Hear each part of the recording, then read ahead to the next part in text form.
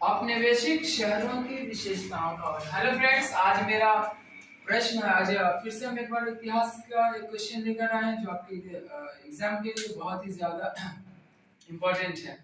आज का क्वेश्चन है औपनिवेशिक शहरों के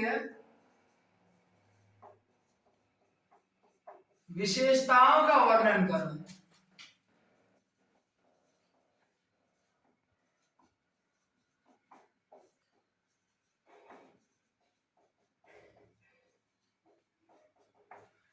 औपनिवेशिक शहरों की विशेषताओं का वर्णन करें। औपनिवेशिक शहर के विशेषता से यहाँ मुराद है यानी उस समय के शहर जब भारत अंग्रेज का गुलाम था और जो भी शहर अंग्रेज के अधिकार क्षेत्र में आता था उस शहर के बारे में आता है। तो औपनिवेशिक शहर में मद्रास, कलकत्ता एवं बंबई मुख्य औपनिवेशिक शहर थे, जहां बंदरगाह भी थे और बंदरगाह के कारण ये जो था विदेश से माल लाने और ले जाने के लिए प्रमुख जरिया बन गया था। औपनिवेशिक शहर की पहली मुख्य विशेषता ये था कि यहाँ बंदरगाह महत्वपूर्ण बंदरगाह था।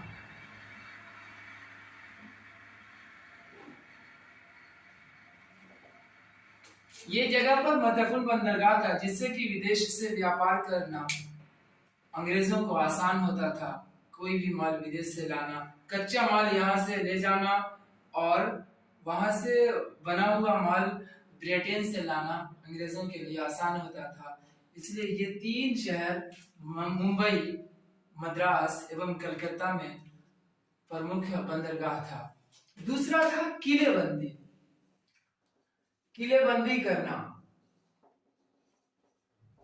क्योंकि उस जमाने में यूरोपीय जो देश थे जैसे पुर्तगाल, फ्रांस, ये सब देश भी भारत पर राज कर रहे थे। तो इन सब से अंग्रेज को लगातार खतरा था, जिसके कारण अंग्रेज अपने आबादी को सुरक्षित करने के लिए जो भी ब्रिटिश लोग थे, गोरे लोग, उनको सुरक्षित करने के लिए इन शहरों का मुकम्मल किलेबंदी करवाया, जिससे कि उसका शासन और उसके लोग सुरक्षित रह सके। तीसरा है व्हाइट टाउन एवं ब्लैक टाउन।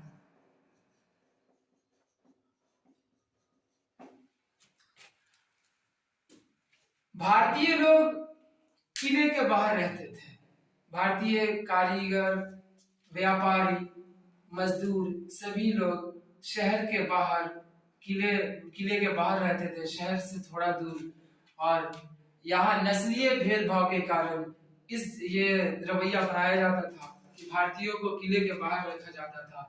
लेकिन नस्लीय भेदभाव का पूरा खुलापन तब दिखाया गया जब जहां भारतीय रहते थे उस जगह को ब्लैक टाउन, और किले के अंदर जहां ब्रिटिश लोग रहते थे उस जगह को ब्लैक टाउन कहा गया था, व्हाइट टाउन कहा गया था। ब्लैक टाउन में बहुत सारी सुविधाओं का अभाव था, जबकि व्हाइट टाउन में हर सुविधाओं से संपन्न था। किले के अंदर सारी सुविधाएं थी। चौथा है 1853 ईस्वी रेलवे का प्रारंभ।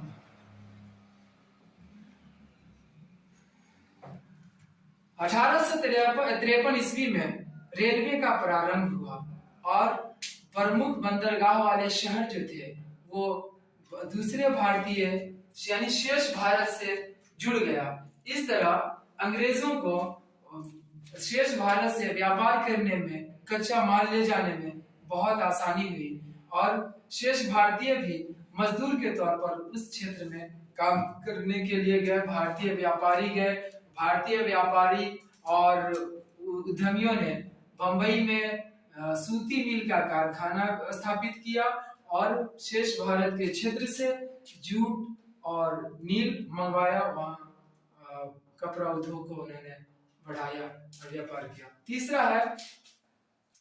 पांचवा है शहरों का वाणिज्यकरण।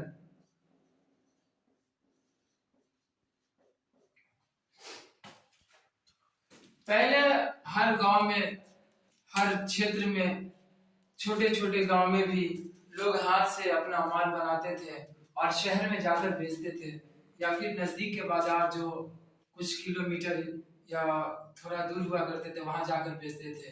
यानी कि माल गांव में तैयार होता था और शहर में जाके बिकता था। लेकिन अंग्रेजों ने जब रेलवे का प्रारंभ हुआ और उस जमाने में आना जाना आसान हो गया, तो जो उपनिवेशिक शहर था वो उसका मुख्य वाणिज्यिक केंद्र बन गया। मजदूर वहां जाकर काम करने लगे, व्यापारी वहां जाकर व्यापार करने लगे, बड़े बड़े कल कारखाने वहां स्थापित किए गए। इस तरह शहरों का वाणिज्यिक संस्कृति उपनिवेशिक काल में ही प्रारंभ हुआ। छठा है भारतीयों द्वारा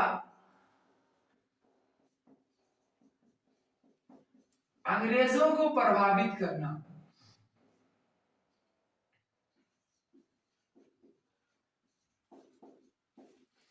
यह हमेशा भारतीय द्वारा अंग्रेजों को प्रभावित करना, हमेशा से जो प्रजा होती है या जो गुलाम वर्ग होता है वो शासक वर्ग को प्रभावित करने की कोशिश करता है, ताकि वो शासक वर्ग के नजर में बहुत ज्यादा प्रिय रहे। इसी तरीका भारतीय द्वारा उस उपनिवेशिक काल में भी अंग्रेजों को प्रभावित किया जाता था। किसी अवसर पे, त्योहार के अवसर पे या किसी खास अवसर पर अंग्रेजों का दावत किया जाता था और उसके सामने रंग बिरंगे खाने भी परोसे जाते थे, ताकि अंग्रेज इससे खुश हो और उसका कुछ न कुछ सिला दे, या फिर उसके बदले उसको प्रताड़ित ना करे और उसके साथ आसानी हो। सातवां है मजदूर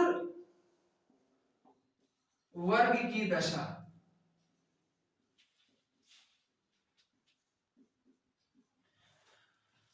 उस जमाने में मजदूर वर्ग की दशा ये थी कि मजदूर या तो पालकी हाँकते थे, या तो फिर उस जमाने में गाड़ी बांधते, मजदूरी करना, चौकीदारी करना, ये सब मजदूर वर्ग की दशा थी। उसके बदले वो पैसा कमाते थे। तो मजदूर वर्ग की भी दशा बहुत खास नहीं थी। मजदूर वर्ग गाड़ी चलाना, पालकी हाँकना, चौकीदारी करना, यानी ये कह सकते निम्न स्तर का काम था। आठवां है 1857 ईस्वी का विद्रोह।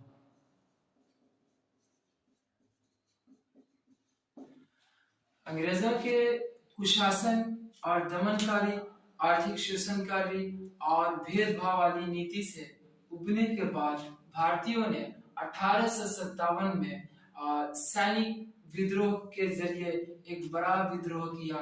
इतिहासकार कहते हैं कि अगर 1857 में पूरा भारत में एक समय में विद्रोह हो गया होता तो 90 साल यानी 1947 से 90 साल पहले, यानी कि 1857 को ही 10 मई 1857 को भारत आजाद हो गया होता। लेकिन ऐसा नहीं हुआ। छिटपुट विद्रोह होने के कारण भारत वो अंग्रेजों को भारतीयों का दमन करना आसान रहा, और इस तरीका 1857 का जो विद्रोह था वो अंग्रेजों के लिए भी आसान नहीं था। अंग्रेजों ने दमन कर दिया, लेकिन अंग्रेजों का भी बड़ा नुकसान हुआ। कई जगह बहुत ज्यादा नुकसान झेलना पड़ा। बहुत सारे यूरोपीय मारे गए, जो ब्रिटेन के घोड़े थे बड़े पैमाने पे मारे गए, उनको नुकसान पहुंचाया गया। इस भय के कारण अंग्रेजों ने अपने लोगों को सुरक्षित करने के लिए 1857 के बाद किलाबंदी करना शुरू कर दिया, और किलाबंदी के बाद भी अलग अलग तरह से अपने देशवासी यानी ब्रिटिश वासियों को सुरक्षा प्रदान किया।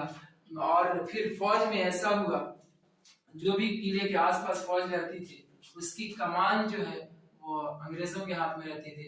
1857 के विद्रोह के बाद हमेशा आला कमान जो सैनिक थे या किसी भी पद पर वो अंग्रेज ही रहे। इस तरीका ये औपनिवेशिक शहरों की विशेषता थी। पहला महत्वपूर्ण बंदरगाह, दूसरा किलेबंदी, तीसरा व्हाइट टाउन एवं ब्लैक टाउन, जो कि पूरी तरीका भेदभाव पर आधारित था।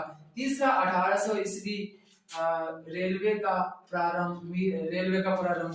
रेलवे किसी भारतीयों को कोई सुविधा देने के लिए या भारत का विकास करने के उद्देश्य से रेलवे का प्रारंभ नहीं किया गया था, बल्कि अंग्रेज अपने व्यापार को बढ़ाने के लिए, एक शहर से दूसरे शहर को कनेक्ट करने के लिए उन्होंने रेलवे का शुरुआत किया था। शहरों का वाणिज्यीकरण, जो आज हम देखते हैं शहर में जो हो रहा है वाणिज्य, जो भी व्यापार हो रहा है, कल कारखाना है, ये अपने बेसिक शहर की विशेषता की एक झलक है। भारतीय द्वारा अंग्रेजों को प्रभावित करना मैंने आपको बताया, मजदूर वर्ग की दशा को मैंने आपको बताया, और 1857 ईस्वी का विद्रोह, उसके बाद अंग्रेज।